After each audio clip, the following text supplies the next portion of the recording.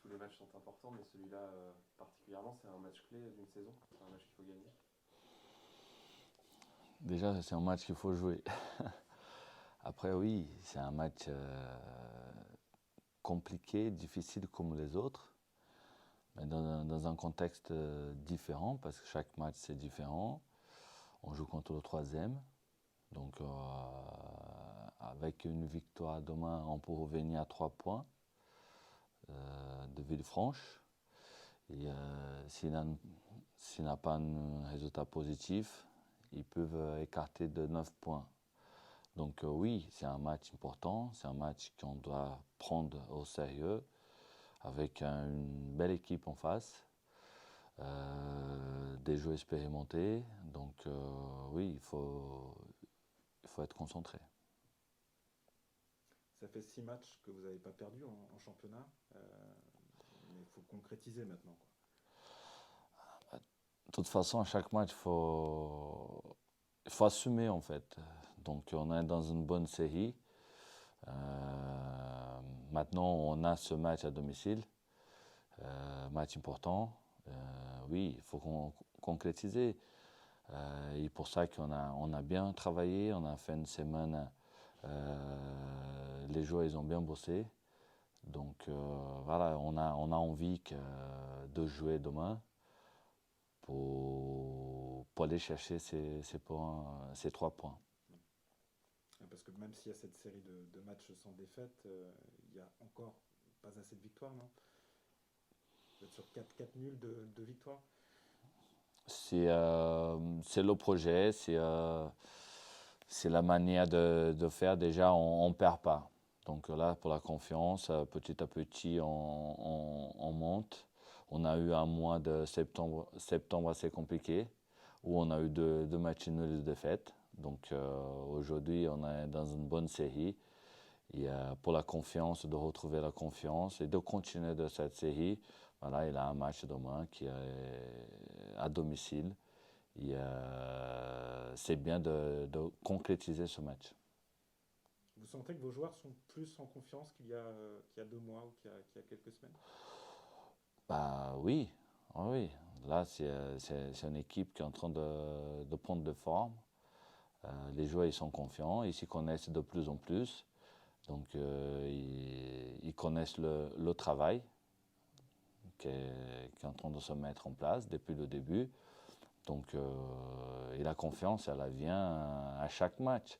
Donc, si ça fait 6 matchs qu'on ne perd pas, donc les joueurs, c'est plus facile de travailler comme ça que de travailler quand il y a 6 matchs que tu ne gagnes pas. On en avait déjà parlé la semaine dernière, mais avec tous ces absents, toute cette rotation que vous devez faire, est-ce que c'est plutôt un désavantage, dans le sens où vous perdez les forces vives, ou à l'inverse, vous avez découvert depuis 2-3 semaines des joueurs que vous ne pensiez pas à ce niveau, qui sont des bonnes surprises? C'est le foot, il a des problèmes de carton, de suspension. Donc on a aujourd'hui un effectif avec les jeunes de 23 joueurs plus 3 gardiens. Ça donne l'opportunité aux jeunes de montrer leur responsabilité, leur qualité.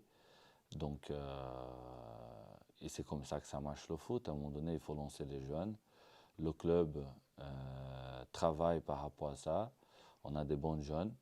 Et maintenant, s'ils doivent jouer, ils vont jouer. Est-ce que ça déstabilise pas un peu le groupe? Je pense notamment à l'absence de Pierre Patron, qui était un élément fort en défense notamment, et qui vous avait permis de remonter un peu la série du mois de septembre. Chaque joueur il a sa importance dans l'effectif. Donc oui, avec Pierre, Vargas qui est suspendu, Donisa qui est suspendu, donc Vardin qui est suspendu.